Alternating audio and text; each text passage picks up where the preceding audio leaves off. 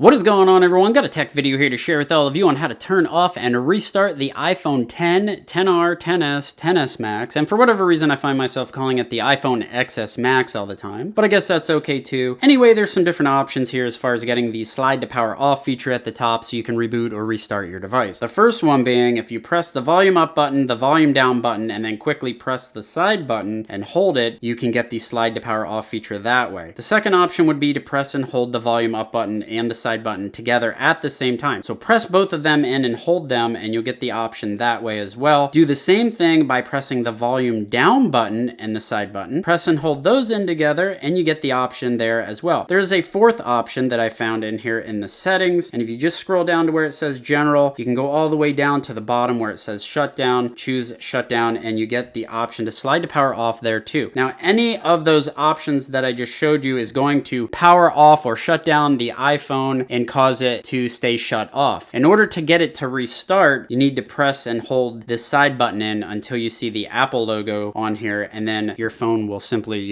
power back on. So that's pretty much all I had for you. I hope you enjoyed this video. If you did, hit that thumbs up button and share it, and I'll see you guys in the next one.